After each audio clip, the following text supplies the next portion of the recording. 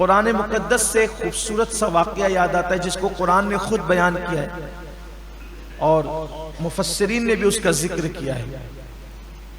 مال انسان کو کتنا نیچے گراتا ہے، کتنا گھٹیا سوچ پیدا کرتا ہے انسان کی مال۔ مفسرین فرماتے ہیں قرآن مقدس کی تفسیر میں کہ موسیٰ علیہ السلام کا ایک کزن تھا، کچھ لوگوں نے اس کو خالہ زاد بھائی قرار دیا ہے، لیکن ایک قریبی رشتہ بتایا ہے۔ اس کا نام تھا قارون، اور قارون جو تھا وہ بہت بڑا دولت مند آدمی تھا، مالدار آدمی تھا قارون، اور وہ توریت کا بہت بڑا قاری تھا۔ وہ یعنی اس کی آواز اتنی خوبصورت تھی، اتنا پڑھا لکھا بندہ تھا وہ موسیٰ علیہ السلام کی قوم میں کہ جب موسیٰ علیہ السلام توریت سننا چاہتے تھے کسی اچھی آواز والے سے تو قارون سے کہتے تھے تو پڑھ، اور قارون تلاوت کرتا تھا توریت شریف کی، اور موسیٰ علیہ السلام اس سے توریت سننا پسند کرتے تھے۔ یعنی اس سے پتہ چلا کہ رشتے میں بھی موسیٰ علیہ السلام کا قریبی ہے اور دیندار بھی ہے۔ بے دین سے تو حضرت موسیٰ توریت نہیں سنیں گے نا، یعنی کس شان کا آدمی تھا قارون، آپ پہلے یہ سمجھ لیں۔ لیکن اللہ نے اس کو بہت دولت دی تھی، مال اس کے پاس اتنا تھا، دولت اس کے پاس اتنی تھی کہ اس کی تجوریوں کی چابیاں کئی جانوروں پہ لاد کر لائی اور لے جائی جاتی تھی۔ اس سے اندازہ ہوتا ہے کہ جس کے پاس چابیاں اتنی ہوگی تو تجوریاں کتنی ہوگی، اور جب تجوریاں اتنی ہیں تو مال کتنا ہوگا۔ اس دور میں بہت مال ہوگا اس کے پاس۔ قرآن نے بیان کیا کہ وہ بہت مالدار تھا۔ اب اللہ کا حکم آیا موسیٰ علیہ السلام پر کہ آپ اپنی قوم سے کہیں کہ وہ زکوٰۃ ادا کریں۔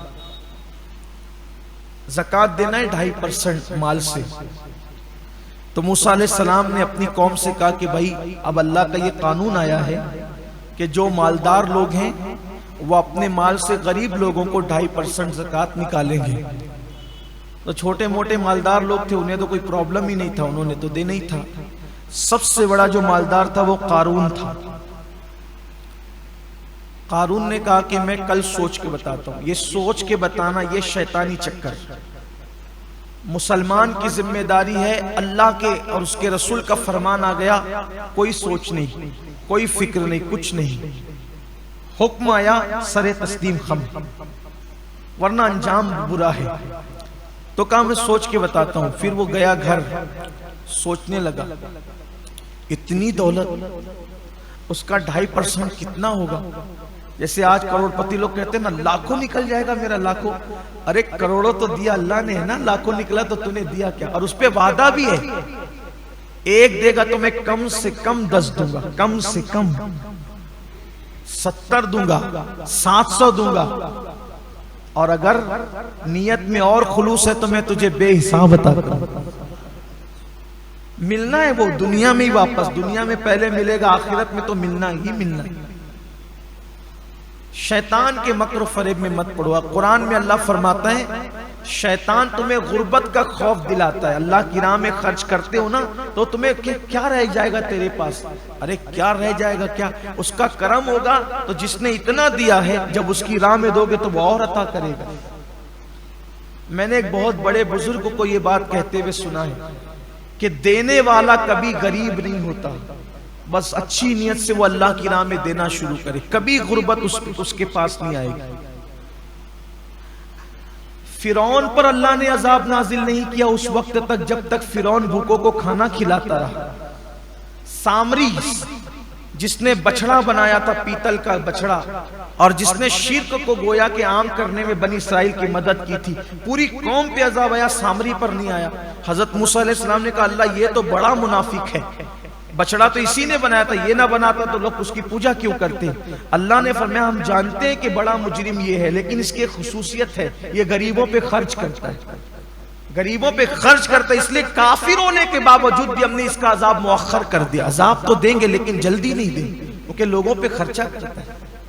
آپ سوچیں اگر کافر خرچ کرے غریبوں پر تو اس کا بھی عذاب مؤخر ہوتا رہتا ہے۔ مومن خرچ کرے تو اسے عذاب کیوں کر مل سکتا ہے؟ تو قارون نے سوچا کہ میری اتنی دولت چلی جائے گی. اس نے سوچا کہ کام کرتے ہیں،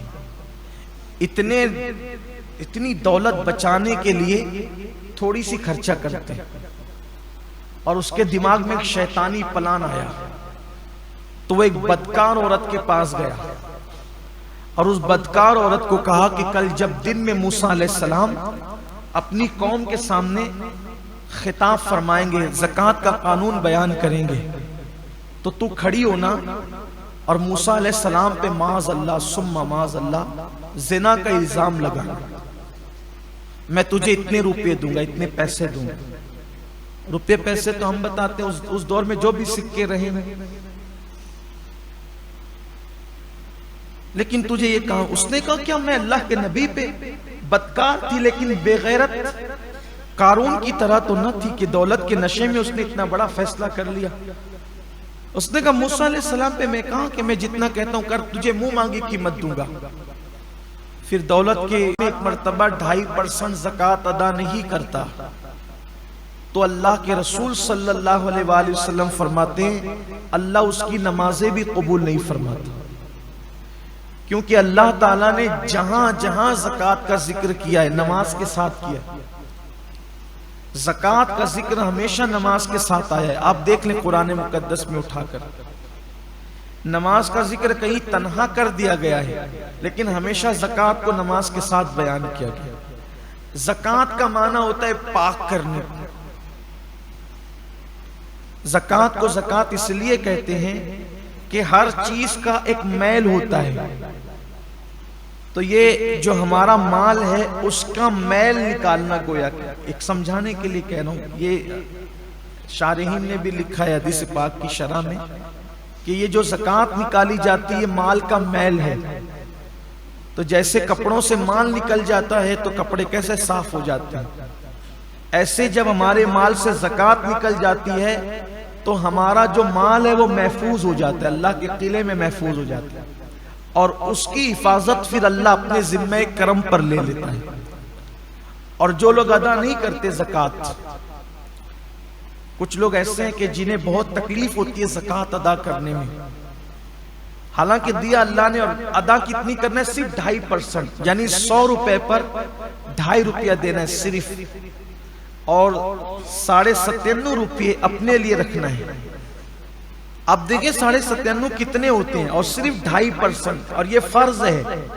سیدنا صدیق اکبر نے ان کے ساتھ جنگ کی تھی جن لوگوں نے اللہ کے رسول علیہ السلام کے وصال کے بعد زکوٰۃ ادا کرنے سے انکار کیا تھا.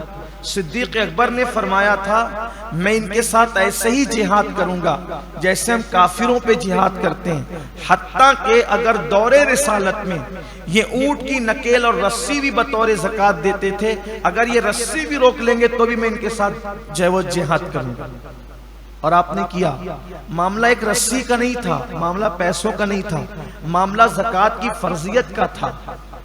اور زکوٰۃ کی فرضیت اسلام کے وہ 5 بنیادی ستونوں میں سے ایک ہے جس کا ذکر اللہ کے رسول علیہ السلام نے فرمایا کہ اسلام کی بنیاد 5 چیزوں پر ہے: ایمان، نماز، روزہ، حج اور زکوٰۃ. یہ 5 ستون ہیں اسلام کے مضبوط. اگر کوئی زکوٰۃ کا انکار کرے تو وہ مسلمان نہیں رہ جاتا، وہ کافر ہو جائے گا. تو کچھ لوگوں کو زکوٰۃ دینے میں یار میں اتنی زکوٰۃ کیسے دوں؟ اللہ نے دیا ہے. اللہ نے تو فرمایا کہ ہماری دی ہوئی روزی سے، اللہ کی دی ہوئی روزی سے.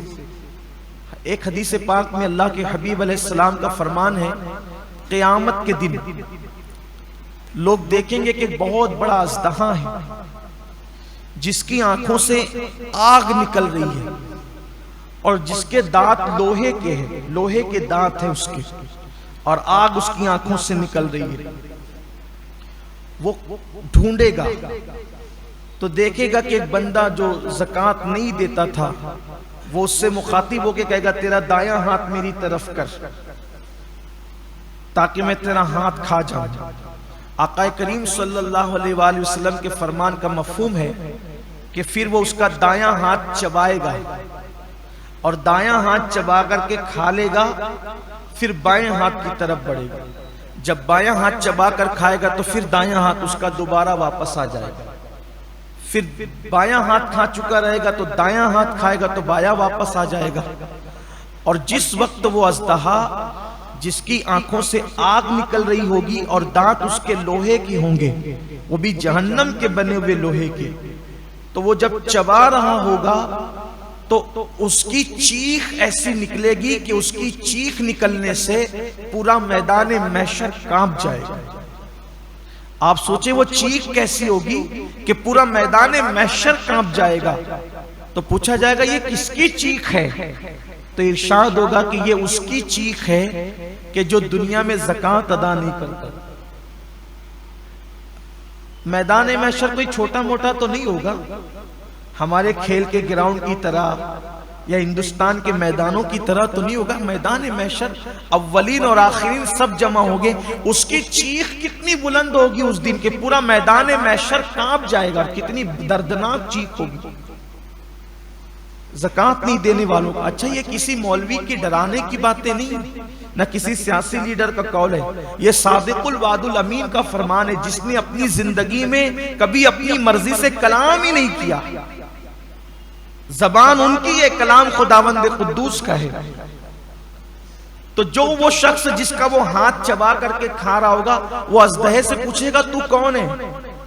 تو کہے گا کہ میں تیرا مال ہوں، تو مجھ سے محبت کرتا تھا لیکن میں تجھ سے محبت نہیں کرتا، بچا بچا کے رکھتا تھا۔ آج مال ہی کی محبت میں لوگ زکوٰۃ نہیں دیتے۔